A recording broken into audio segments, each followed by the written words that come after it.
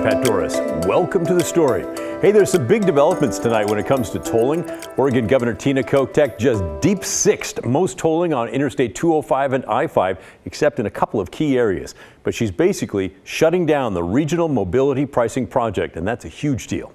In a letter to the State Transportation Commission today, the governor wrote, "The state's path toward implementing tolling in the Portland metro area is uncertain at best. After years of work, the challenges of implementing the Regional Mobility Pricing Project have grown larger than the anticipated benefits. Therefore, I believe it's time to bring the agency's work on the RMPP to an end and delay additional expenditures." It's a huge development because the state was moving towards putting tolling stations along I-5. And now they're not. Sorry, not sure what's happening with my voice there. There still will be tolling on the Abernathy Bridge, which is under construction right now. That's the I-205 tolling project on this map, and we'll be back right after this.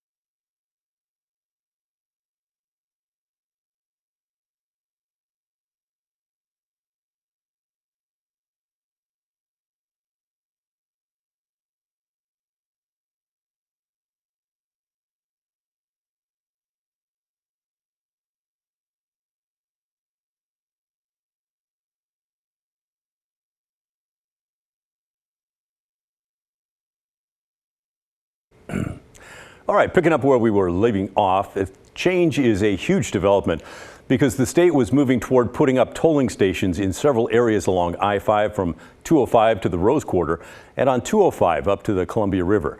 Now that will not happen, at least not anytime soon.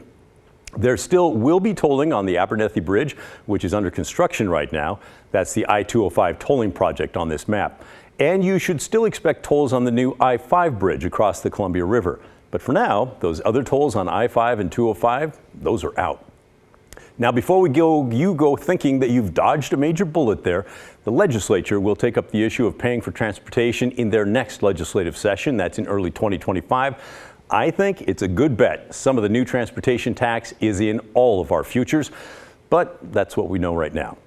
More to come later this week as we learn more developments. In the meantime, let's move on.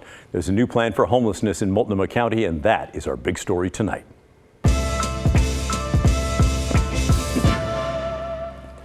Today, Portland Mayor Ted Wheeler and Multnomah County Chair Jessica Vega Pederson laid out details of their new plan to address homelessness. It's basically a roadmap of sorts for the next 2 years. Let's check out some of the highlights. Their number one priority, move 2,700 homeless people off the streets by the end of 2025. They did not say how they would do that. add 1,000 shelter beds in 2 years, while at the same time providing housing and resources to people to move them through shelters more efficiently. Also, add hundreds more behavioral health beds, no specific number given there, as well as open up a drop-off sobering center that we've told you about. They want to end behavioral health systems and hospital discharges out to the streets by the end of 2025. That means that when people are well enough to go home, they have no home to go to, so they're put back out on the streets, and that's not good. They also want to end discharges from corrections to the street by the end of 2026. And they want to end homelessness for youth aging out of the foster care system in Multnomah County by 2027. That's not all of the plan's goals, but those are some of the big ones. Another interesting note is the sheer number of homeless people in Multnomah County. For a while now, we've operated with the assumption that the number is somewhere around 6,000 because that's what has come out in the single day point in time counts. But the Joint Office of Homelessness Services, they have something called a by name database. Well, they're putting the number of unhoused people at over 11,100 as of January this year. About half those are inside, but not in their own homes. But nearly 5,400 are sleeping outside in vehicles without any shelter. So the problem is not a small one. And already, instead of action, we're seeing a call for more committees. A steering and oversight committee, an implementation subcommittee responsible to the day-to-day operations, as well as a community advisory subcommittee. You might be listening to this and thinking that this plan is ambitious. Yes, it is. It will be hard, we will make mistakes, and we will learn from them. We will keep trying and working together. The key will be in the implementation of the plan. Yes, and we'll be watching. Today, our Blair Best spoke with a homeless couple who've spent decades on the streets. They strongly believe that if someone does not want to come in off the streets, they're not going to stay housed for long. Some of us aren't forced to be out here. Some of us choose to be out here. This is the only life we really know. What about this lifestyle is comfortable to you? The freedom, honestly. Not really having to have any rules, really. You can't make somebody do something they're not going to want to do. For those who are offered help and do not seek it, I have minimal patience and perhaps a lack of empathy. We're working hard to give people a hand up so they can help themselves to get off the street and reconnect with the rest of their lives. If they say, I don't want to do it, well, then we will enforce the rules. Okay, Blair, we just heard the mayor there talk about enforcing rules against camping, but as we talked about last week, that's been held up in the courts. Right. The city was sued over the daytime ban on camping, and they asked for a more detailed explanation as to why, which they never got. So they haven't been able to enforce this ban. And today, for the first time, the mayor spoke out about this in public. Here's what he had to say. And I have a comment on that. So the first judge basically put a temporary, what's the word? Injunction. A temporary injunction on our time, place, and manner ordinance. And we believe, according to our attorneys, who are able individuals, that we are entitled to understand the constitutional reasoning behind that injunction. We did not receive it. And so we appealed to a higher court. And after all of that effort, they couldn't even string 2 sentences together to explain why the courts have declared this action unconstitutional. We don't believe it is. The courts at this point so far refuse to explain themselves. By the way, some of these individuals are elected judges, and they should be asked why they refuse to provide that guidance. Meanwhile, we're not going to give up. We have already drafted and will shortly introduce a new ordinance. It won't be as strong as the one that we wanted, but we believe it will pass constitutional muster, although small asterisks. They didn't really give us any guidance, so we don't really know. All right, so the mayor sounds a little frustrated. Back to this new homeless response plan. It's an effort from the city and county Joint Office of Homeless Services, but we saw a similar plan back in 2015, Blair. What makes this one any different? Right, that was brought up today, and the mayor said the main difference between this plan and the plan they had several years ago is that the city and county are prioritizing homelessness this time, something he said they weren't doing back in 2015, especially when it comes to funding. Just to be very blunt, I believe that the parties did not fully believe everything that was in that 2015 plan. Demonstrably, when you look at the implementation of the homeless strategy, there was not a firm commitment to addressing unsheltered homelessness. It was in the plan, but it clearly wasn't a priority. If you look at the funding, if you look at the staffing, if you look at the strategies. And here we are 9 years later. All right, thank you, Blair. Appreciate it. Washington's 2024 legislative session wrapped up late last week, but not before lawmakers there approved 3 voter-backed initiatives that will soon become law. They do not require Governor Inslee's signature, and they will take effect in just under 90 days. There are 3 other initiatives that Washington voters will decide in November. We'll explain each one, starting with the 3 that will soon take effect. The most notable rolls back restrictions on police chases. Back in 2021, lawmakers passed limits only allowing chases in cases involving drunk drivers, escapes, and violent and sexual crimes.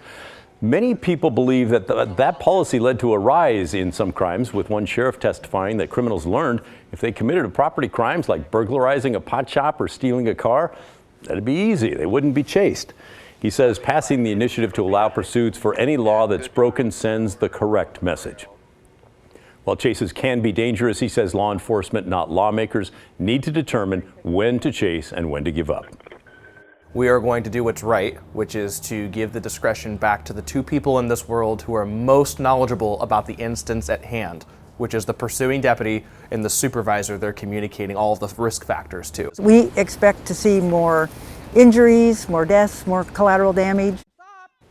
The Washington Coalition for Police Accountability, as you heard, fought against attempts to loosen restrictions and hope agencies will adjust their policies to limit pursuits. The Democratic Speaker of the House, who supported the original law and then voted in favor of the rollback initiative, said she expects some agencies will continue to limit their chases. The second initiative that's soon to be law involves income taxes. Washington's one of only 9 states that does not levy an income tax. The new law prevents state, county, and city governments from even trying to establish one in the future. Past attempts at creating income taxes in Washington state have failed at the ballot box. It was even ruled unconstitutional by the state's Supreme Court. Lawmakers held a public hearing on this measure last Tuesday. Folks on both sides of the debate lined up to be heard. This lack of trust is really the reason that this initiative is necessary and why it's supported by so many Washington taxpayers. The people want to say as clearly as possible, enough is enough. Give us control of our checkbook back from the state. I have spoken out about the need for a more equitable tax code in Washington state because I am interested in living in a place that has clean air, clean water, investments in public schools, and strong communities. To have these things, we have to pay for them. The third initiative has to do with parental rights, guaranteeing their right to access their child's school records. That includes things like medical, health, and counseling records. Some believe parents having that much access could cause issues. The Greater Seattle Business Association, for example, says that could make kids not want to come forward for counseling or to be scared to identify with new pronouns at school. We know that parents' rights are protected and that children's rights need to be protected too. There is nothing in 2081 that is anti-LGBTQ. There is nothing in the initiative that is anti-trans or anything like that. There are interested groups that want to make that an issue, but that is false and it's divisive. All right, now let's get to the statewide initiatives that you Washington voters are going to be deciding on in November. One would repeal the state's capital gains tax, which is a tax on any profit you make from the sale of something. Think real estate, stock market, a business, things like that. The second issue on the ballot is proposing a repeal of Washington's Climate Commitment Act, which has faced harsh criticism, especially for its role in pushing the state's gas prices to one of the most expensive in the nation. And the last initiative on the ballot would allow people to opt out of putting money towards Washington's long-term care program, which happens automatically right now. The arguments for and against these policies are much of the same that we hear about all the time. State agencies use the money for public services, things like road projects, schools, and child care facilities. The governor says he will spend his last few months in office defending these measures and hoping the voters strike them down. Those initiatives jointly would kneecap, would blow a hole in all of these benefits that Washingtonians are now enjoying. And I do not believe that Washingtonians want to gut our funding for schools. I don't think they want to gut our funding for transportation. We can afford these tax reforms and repeals without putting any hardship on the basic functions of the state government. In addition to the decrease in funding, Governor Inslee says eliminating the climate commitment, that would mean an increase to pollution.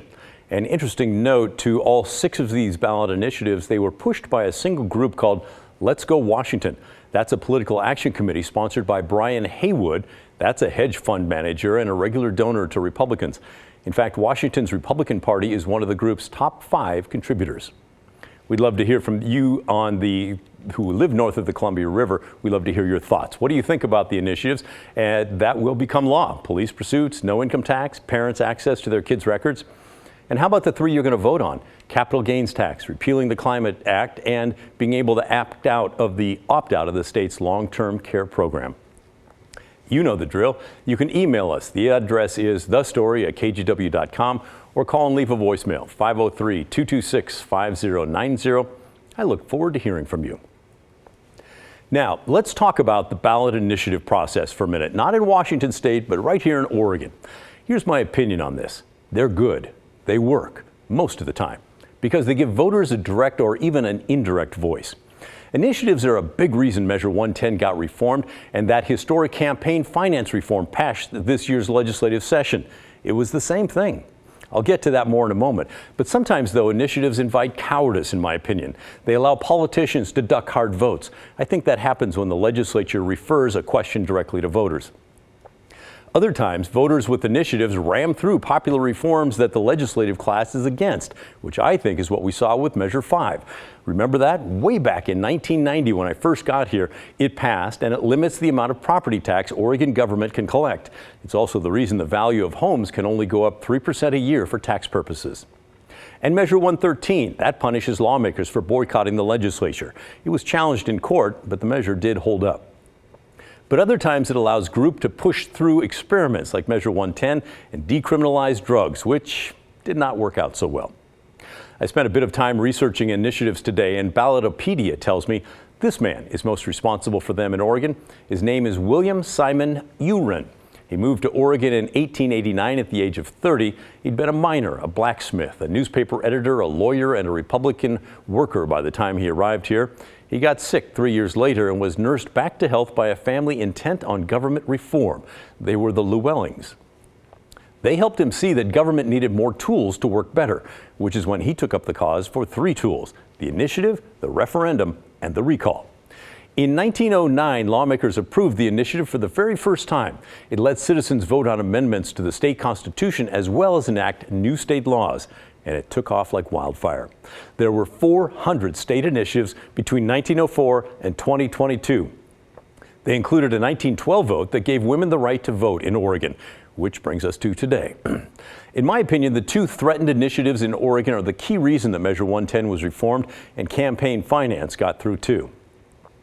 In the first, a group threatened to take Measure 110 directly to the voters to see whether they wanted to throw it out completely. And you know what? Polling showed there was a really good chance the answer was going to be, oh yeah. That legitimate threat gave Democratic lawmakers the political cover they needed to take action. They could honestly tell the howling advocates who insisted that no one touch decriminalization that it would be better for lawmakers to craft a reasonable change than an initiative that could just blow the whole thing up. And so a bill passed that both parties can live with. And just as importantly, the folks behind the initiative say if it's signed by the governor, they're going to stand down. The very same thing happened with campaign finance reform. Good government groups already had an initiative they were going to put in front of voters, and they already had 100,000 signatures to show they were real serious. And I'm sure polling again showed that it would pass. So everyone involved was motivated to create something that lawmakers could pass, something reasonable as opposed to a sweeping initiative. I think that's the best and highest use of the initiative in Oregon. It shows the power of you, the voter. It shows lawmakers that they should work hard to hammer out compromises that work for all sides instead of just special interest groups. And I know not all of them are home runs. The gun control initiative called Measure 114 is still tied up in the courts, but that was going to be a thorny issue no matter what. Overall, I think Oregon's system of letting citizens put an idea up for a vote, it's a good one. It gives citizens a voice, sometimes direct, sometimes indirect. It's been in place for 122 years now, and just as needed today as it was way back when Mr. Urin pushed it through the Oregon legislature. Coming up next on The Story, it's a coast-to-coast controversy, how the issues of immigration, crime, and politics all came together, leading to Florida Governor Ron DeSantis calling out Oregon and the DA from here in Washington County firing back. The details when The Story returns.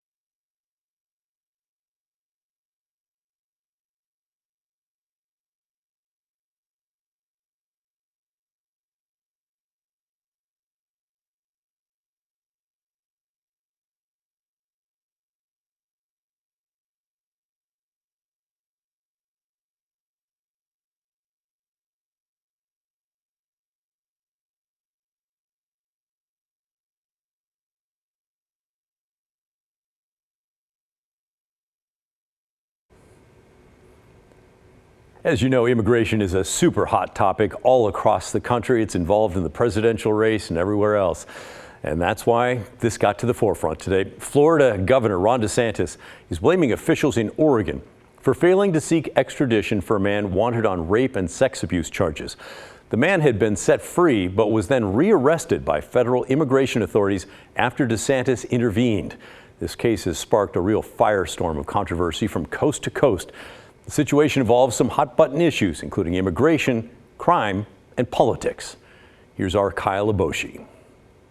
Florida Governor Ron DeSantis is pointing fingers at officials in Oregon, claiming they declined to extradite a man wanted on rape and sex abuse charges. And how pathetic is it that we're in a situation in this country where there'd even be a question that you would release on the street somebody illegally in this country to begin with, but then is facing sexual assault charges in another state. The situation first came to light on March 1st when the Martin County Sheriff's Office posted on Facebook that Juan Jose Sebastian was going to be released from a Florida jail. The 26-year-old, who's been undocumented since coming to the U.S. from Guatemala in 2015, had been arrested for driving without a license. Initially, the sheriff's office said U.S. Immigration and Customs Enforcement will not take custody, and Washington County, Oregon will not extradite. But one day later, Jose Sebastian was back in custody after federal immigration authorities learned about the warrant for rape and sex abuse in Oregon. And Oregon did not want to accept this individual. They weren't interested in seeking justice, apparently, on behalf of the victims, potential victims of his crimes. And so the plan was just to release him on the streets of Florida. Well, that is unacceptable. In a statement, the Washington County District Attorney pushed back, claiming, "We first learned of this matter from media reports. We have had no communication with anyone from Florida, including the Florida governor's office and Florida law enforcement," adding that on March 6th, the DA's office asked Oregon's governor for an extradition warrant. It was granted within 10 minutes, officials say, and the extradition process is now underway. Immigration records show Jose Sebastian is currently being held in a detention facility in Florida. It's not clear when he'll be transported to Oregon. We also don't know the exact nature of his charges. The warrant can't be publicly disclosed until the warrant is served. Kyle Aboshi, KGW News. Thank you, Kyle. It gives me a chance to say the KGW Great Food Drive is underway. You can give online. Just head to kgw.com/drive. A $10 donation can provide as many as 30 meals. So far, we've raised enough for over 250,000 meals. How about that? Let's keep it going. And all this week, local Toyota dealers will match the first $10,000 donated. Please give if you can.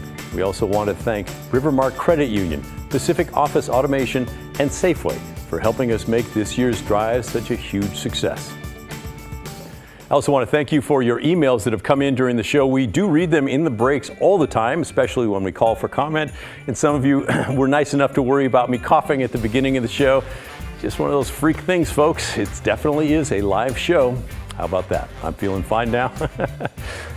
Eventually I'll be able to laugh about that, but not for a while. Anyway, that's the end of our show. Thanks so much for watching. And remember, the story, our collective story, well, that never ends. The good stuff's coming your way next. I'll see you right back here tomorrow night at 6:30.